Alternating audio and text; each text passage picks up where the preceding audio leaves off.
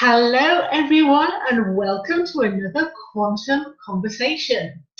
I'm Karen Eek, and today I am absolutely excited to be able to introduce you all to Catt Z, the founder and fairy godmother of Cosmic Smashbooking. And this is really exciting because in this channel we are demystifying the mystical, bringing more awareness and consciousness into creating magic and expanded states of awareness, and just bringing it all into a more centered, earthly, grounded vision for everyone so that they can believe this is actually all very real.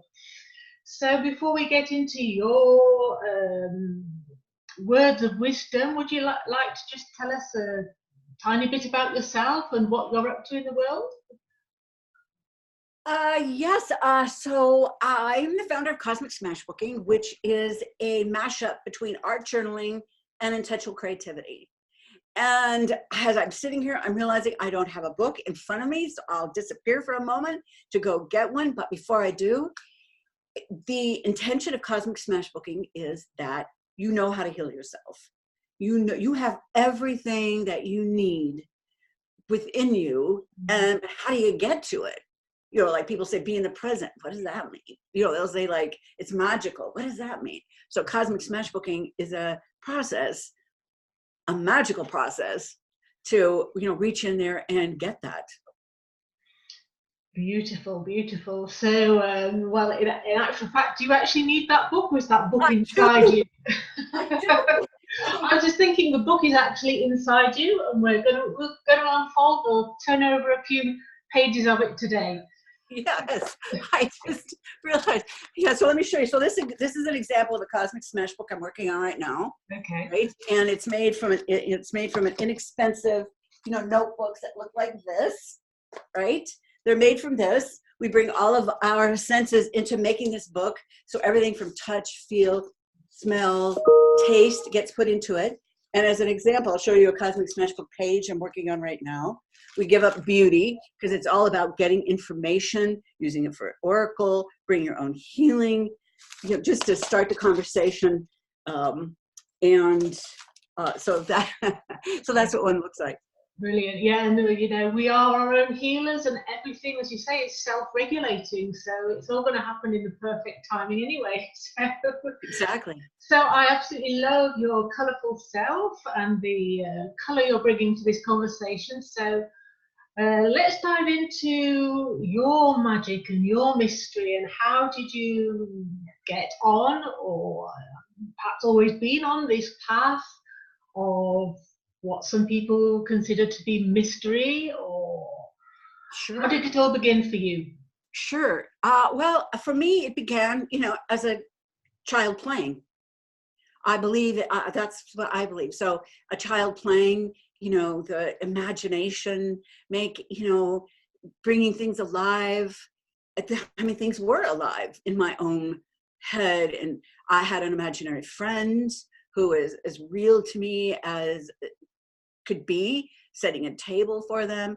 I always loved the stories of magic. I was just thinking today, Santa Claus. I used to think that I was mad at my parents because I found out that they had been lying to me all these years when I found out that Santa Claus didn't exist. And what I realized this morning, thinking about our conversation today, was I really was mad at them that they took it away from me. You know, that magic no longer existed at the age that I found that. So it was always in play, imaginary play, books. You know, those characters were alive to me. They were real. They existed in a world. And when the book was over, I mean, I mourned for them when they were gone. The hobbits, what do you mean they didn't exist out in the world until, you know, they showed up in New Zealand years later? Peter Jackson, you know. Okay, so what about your, you know, we got talking the other day about mystery school. What is your definition of this life as a mystery school, or yeah, would you like to dive into that? Yes, that's a great question. So mystery school. So as I continued growing up, and life happened. In, you know, the puberty button got hit, and magic went, you know, life showed up, you know, started to show up very differently. And a part of me was trying to figure out what life was, because I couldn't figure it out. I just couldn't figure it out. And somebody must have had, I believe that someone had the key to this universe that understood how it all worked. And so I kept looking and looking and looking and looking. And that became, I probably, speaking about it to you now, that was probably the beginning of mystery school. There is an answer for this. And that set me on a journey of looking at different religions and becoming a student of religions, because I was looking, I was an archaeologist in a way, you know, uncovering and looking. I was a discoverer. I was an adventuress. I did some traveling. And I would say that is where the mystery school started for me, in finding the key. However, in so doing, you know, life continued to happen. And it wasn't until, it wasn't until at an advanced age, whatever that is, but for me it was 60, right? You know, it wasn't until 60 that I discovered a mentor, Shiloh Sophia McLeod, who has a Color of Woman educational art, you know, 'cause by this time I'm looking around and saying, where's the divine feminine? And even in my early years of religion, I went to Catholic school. We had Mary, you know, and we had Mary Magdalene, and we had the nuns. But as life, you know, went on, it was like, where is the divine feminine? And that also became part of my mystery school, like looking around and saying, what happened? And I was a feminist, you know, from the terms of advancing women's rights, not thinking men, you know, were less, but you know, definitely, you know, from the time, you know, because when I started to work, you couldn't wear pants. You know, people forget this. We couldn't wear pants, and there were rules that were put on us. And I started to, you know, shift that. The other thing about the mystery school is, when I was 17, I discovered this thing called computers. And that was magic, right? Yeah. No one was doing it. This is 1967. And that became magic for me. And I became a software developer, you know, at 17. And nobody was doing that at the time. And that is when the magic of the Muse appeared for me. Because there weren't any schools. Nobody was going to teach me. And all of us who were involved at the time were rebellious, in a way, creative. And so all of that for me, you know, was the mystery school that, you know, was, you know, continuing. The Muse was teaching me this voice that I was arguing with. I didn't know till, and I'm tying this back to Colored Woman, Shiloh going for the divine feminine, and discovering the name of that voice was my Muse. And the Muse, I was very familiar with the Muse because she'd been teaching me now for 40 some years, but I didn't have a name for her. So I'd been in the mystery of the Muse all along. And when I started to that, that became, when I showed up for that, that opened me up to a new level of mystery school, which is, I don't have the answers. Everything is in the question. It brought me to the quantum field and understanding by just you and I having this conversation now, whether anybody hears us or not, is creating a ripple effect. Yes. Okay, so can you talk to us about the Muse? And so first of all, what's your definition of the Muse? Because we hear a lot about it, but what's your particular definition? Sure. Yeah. The Muse for me is a voice, a spirit, part of me that sits on this side of sits over here. Okay. Also my God space here. Over here is her cousin, the critic. One cannot talk about the Muse without talking about her cousin. Okay. And so the Muse over here is the one that she whispered. Example, in my programming years, I would start to do something and she would say, no, no, try this. And I would argue and say, no, yes, if you do it this way. I'd say, no, nope, it's got to work like this. No, nope. And so, of course, I would continue to do it. And eventually what that worked was exactly what she would say. So the muse for me is that creative part of me that's inside that knows. And her cousin, the critic, is the one who wants to be sure that I don't get hurt, that people don't make fun of me, that I don't get too far out there. And what happens is, what I've learned to do is to make friends with the critic, because what I've discovered is if she's not getting expressed, then she is really, really, really, really busy. She's the one who's saying, don't do that, you know. So if this part of you is happening more, it's because this side is not getting expressed. Because once you start expressing this, she starts to quiet down. And the muse part, so making friends with the critic is part of the muse, in that the critic, you start to make deals with her.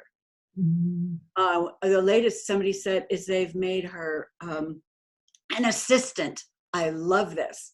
So example is that details, I start to lose detail, you know, really define details of something. And so I put her in charge. Like, your job is to remind me. You're an assistant. Your job now is to point out when I'm forgetting something.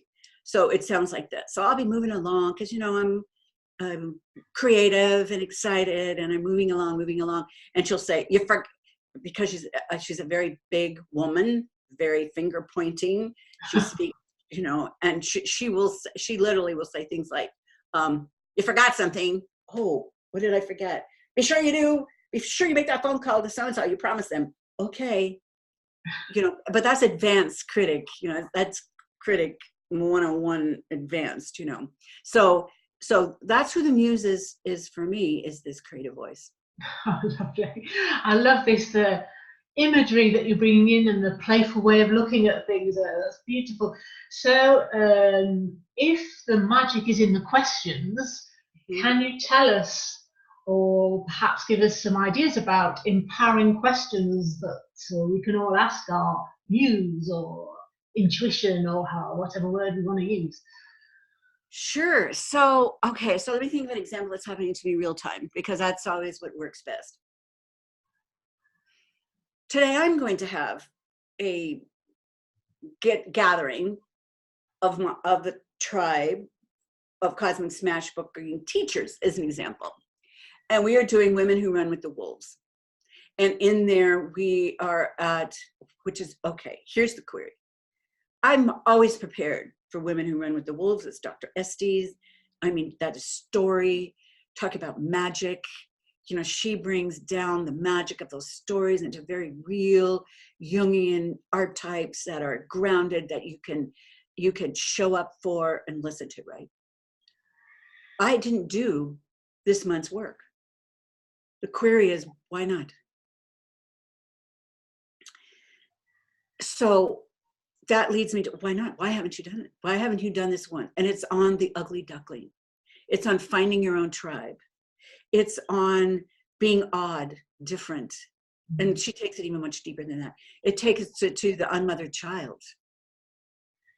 And as soon as I start looking at that and asking the question, even talking to you now, I'm getting this stomach ache that I get when I think about, you know, my own unmothering. And like, of course, that's why you didn't show up for it.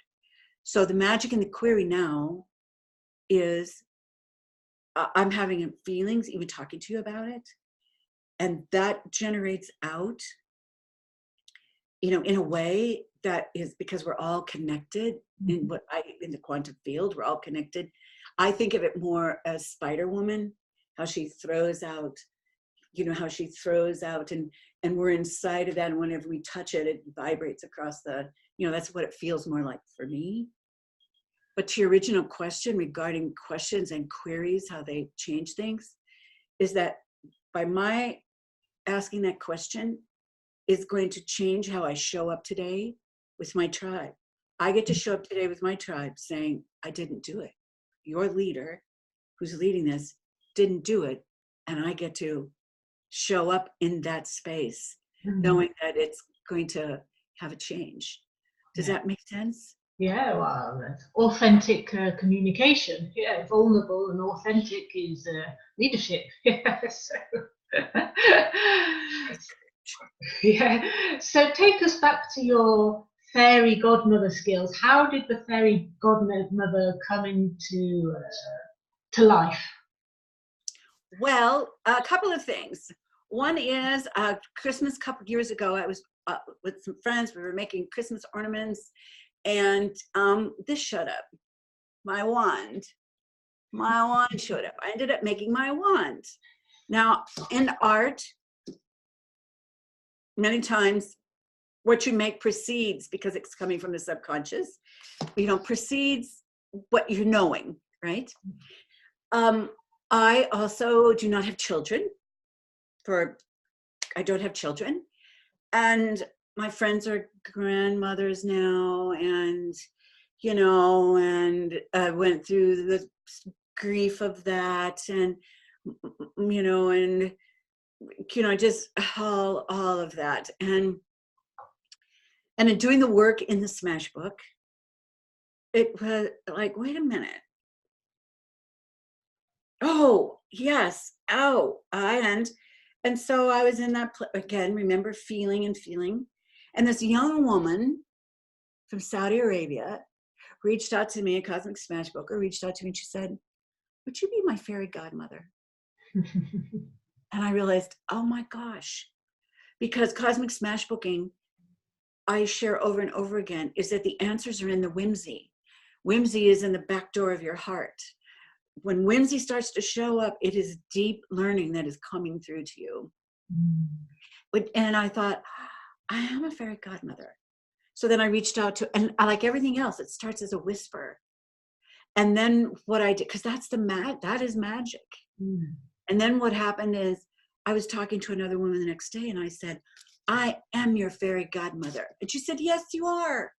And so that energy started to come back. And then that's when I realized, I am their fairy godmother. And it was born. Brilliant. That's the power of I am. The power of oh yeah, right. The power of I am your fairy godmother. Yes, thank you, you are. Yes, I am. Okay, so I love this, the deep learning from the heart. So how has that helped you in your travels throughout this Oh, time and space? yeah. I love the opening of the heart, and can you speak into that? Oh, yes. Okay, so I was married for 34 years, and 5 years ago, I didn't get the memo that he had found someone to replace me. And three things happened when that happened. Number one, I said, oh God, this is going to hurt. And number two, I said, this happened so quickly. And number two is, oh boy, I'm going to get to see if cosmic Smash Booking really does work. And number three was, oh, hell no, this is not going to take me down. Oh, hell no. And so, gosh, I get a little sideways. Ask me the question again. I was just saying how I loved how you talk about deep learning from Oh, the yes. heart. Okay. Yes, deep learning. So the second piece of Smash Booking began for me, the deep learning.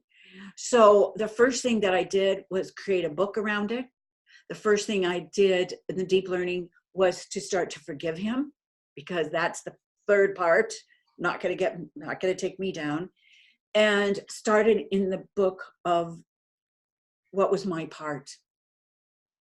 Yeah. Also, the deep learning was grieving, because it has its own rhythm. And the third commitment of it's not going to take me down, meant the deep learning, the deep digging in a way that I could find my own healing, that I could find this answer, and digging deep in that. And again, it's always for me, it was in the query. Now, the way Smash Booking works is the query And you then, so you write it down, you write down whatever's going on. And this is one way to use smash booking. And then it's a prayer. Please show me, tell me, because you don't know what you need. Please show me, tell me, heal me, inform me. So that opens up the heart, and it opens up the query to whatever is going to come through. And what would come through in the deep learning, what would come through is, you're responsible for this. Ouch. You're responsible. Ow. You know, who wants to hear that you're responsible after 34 years, you know, marriage, that, and he left you? Who wants to hear you're responsible for? You know, you much rather want to get up and victim, right?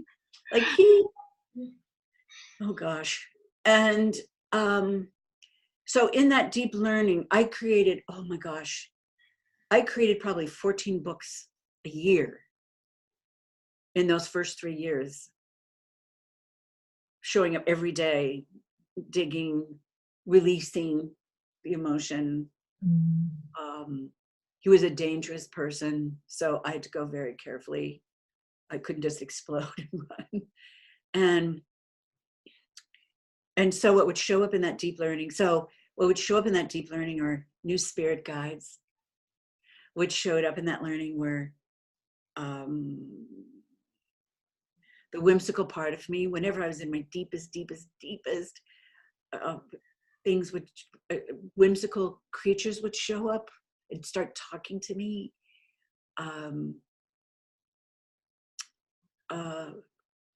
You know, you're rebuilding your life after that happens. And so where does the money come from? You know, where does the money come from? Because now you've got to deal with some real life issues. How are you going to do that? How are you going to live? You know, I had a beautiful life. I had a lovely home on an acre of land.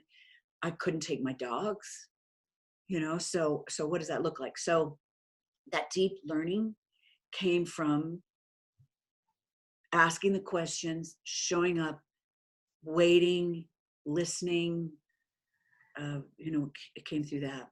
Yeah. Well, thank you for sharing that. That's a powerful share. And what made me laugh, even though I feel your pain, so it's in a funny way for me, is that I didn't get the memo either, and I love your way of saying that. I didn't get the memo. Yeah, that's what it feels like. And I once wrote a letter that said, dear husband, you know, dear husband, I'm sorry I didn't get the memo. Yeah. So yeah, our stories resonate. We didn't talk about this before, but it's just coming up now. I love it. So can you take us to those moments when you tuned into your spirit guides? How did that show up for you? And yes, oh, I'd love to tell you. Okay, so I go to Scotland. I've always wanted to go to Scotland. My ancestry has strong ties to it.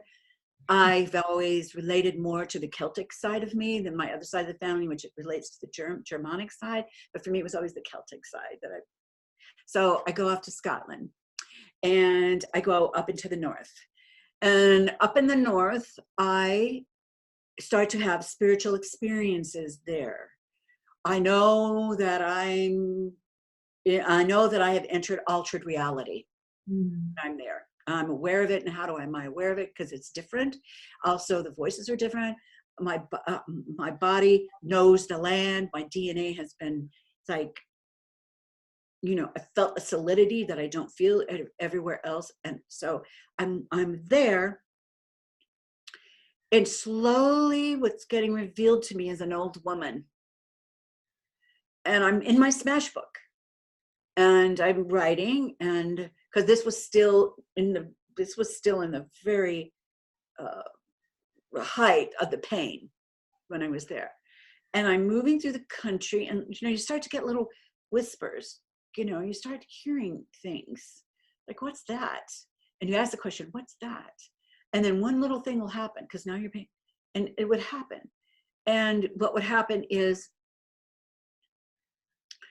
this old woman starts talking to me, and she talks to me like this: "I told you so," which is a different sound than here. And she started to show up in my meditations.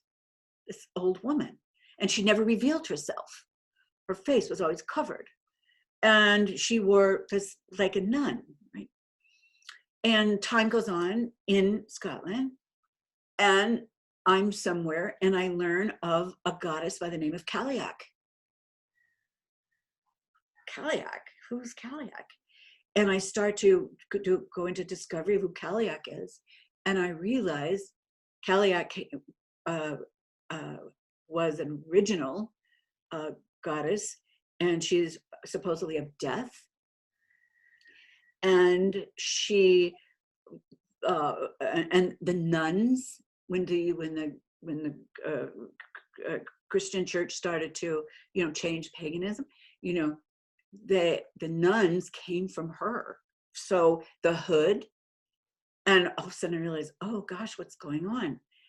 And of death, I was going through a death of this long marriage, and that's how she showed up. So she would show up in my meditation, and she's still, and the reason why I laugh is she's harsh. I mean, she's so funny, but she's really harsh. And no nonsense. I mean, there is no nonsense about her. This isn't, a guide that, so it was through my meditations where, to answer your question, where Cailleach showed up. And then she revealed herself in Scotland. I ended up doing a little something and then reveal, so that she became a very, very, very real, and that's where the mother showed up for me, who happens to be, Our Lady of Fatima, in France for me. And so they started to show up there in the meditations, and then through the Smash book, they would start to show up as well. Okay. So since this is the first appearance in your life of spirit guides, as you call them. Well, the Muse, who I didn't quite, who I didn't quite have a name for. The critic, who is also a spirit guide, when you make friends with her. There was, when I was a child, I believe, that invisible being that I was a friend with, because my childhood was rough. That boy was a spirit guide, also helping me maneuver through that. And I believe, certainly from things that I did, there were other spirit guides. I wasn't aware of them nor listening. Okay.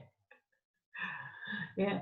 And so do you have a conscious practice to keep up the connection with your spirit guides, or how have you continued since these experiences?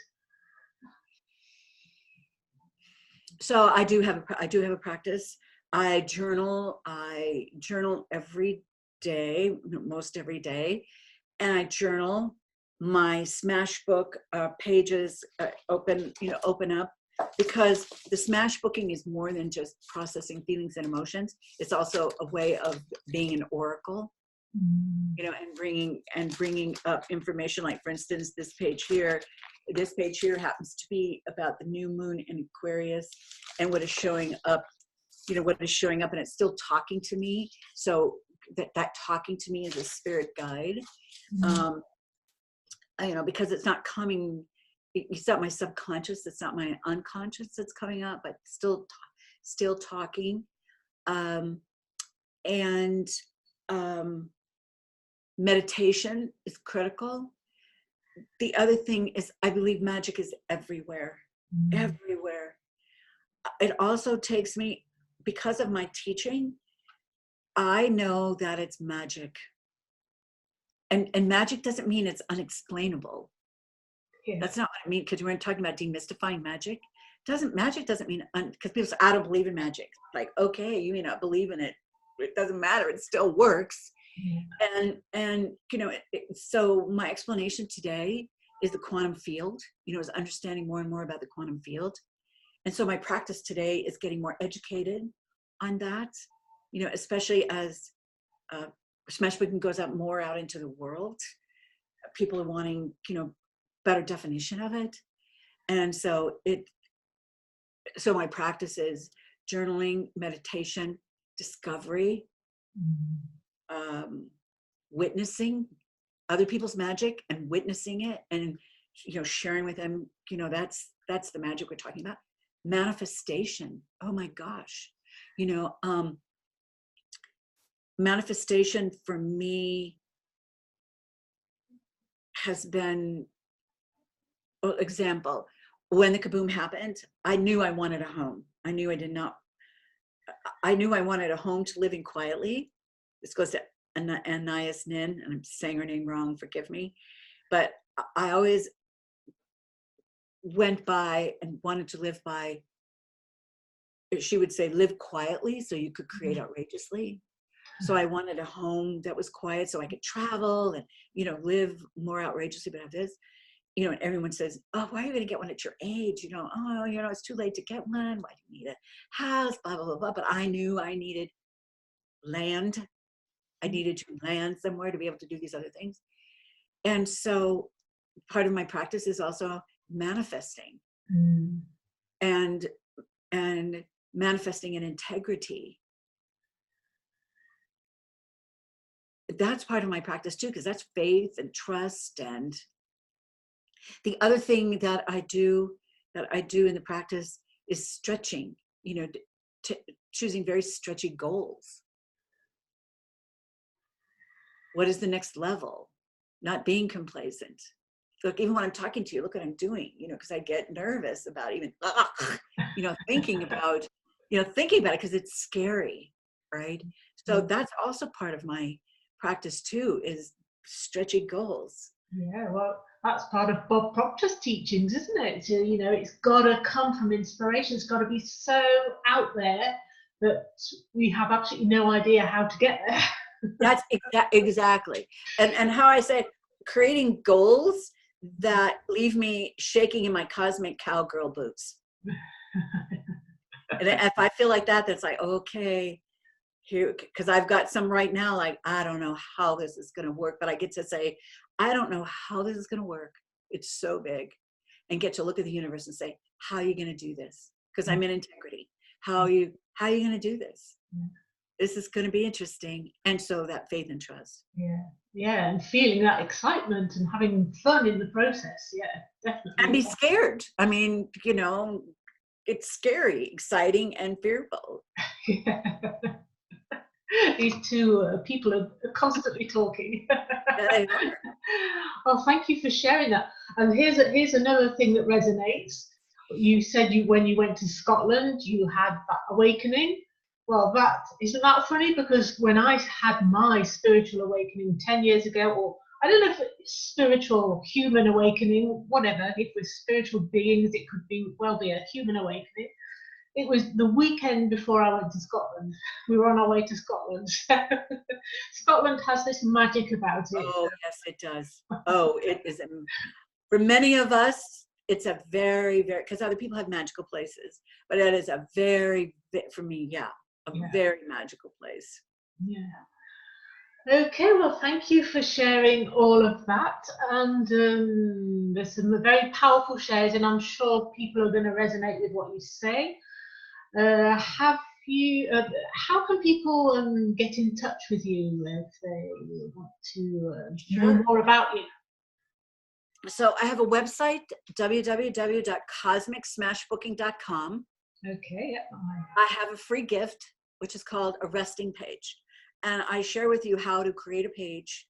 So for instance, you're going through grief, you're going through something, and you need to rest the emotion long enough, like grief, you need to rest it long enough to go to the store and not hurt anybody, not act out, not be mad at the person behind the counter because they can't do your check or cut you off, but be able to go out into the world long enough to do what you need to do, to then come back to your page.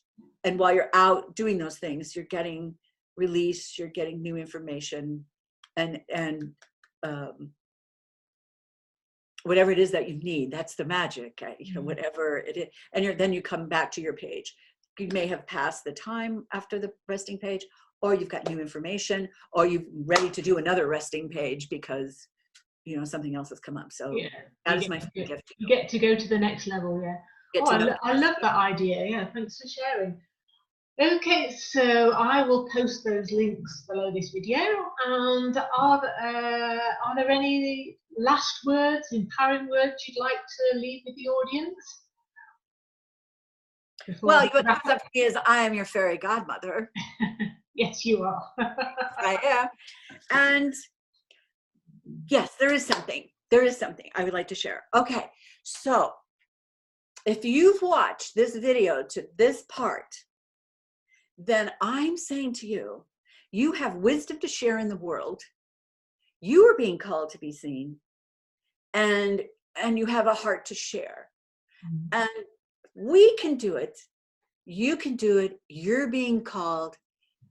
Let us know. We know, because the time is now to show up for yourself. If you think you're too old, too fat, too this, too that, you don't have enough information, I'm here to show you, if you watch to this part, you're being called, because the time is now. And there are people, I want you to think about this, there are people that are screaming for the information that you have, screaming for it. And we're saying, we're here for you. Both Karen and I are here for you to, share with you how to, move forward, in that, because again, back to that spider woman, back to that, it's time for you to pop up and to, change the world in a positive way. So that's what I have to say. Yeah, well, that's beautiful. Thank you so much. Thank you. Thank you so much for being here. Thank you for sharing your delightful, colourful sparkles with us. And thank you for everyone for tuning in. Thank you for watching, and I look forward to seeing you very, very soon. Bye now, and lots of love to you all. Mwah.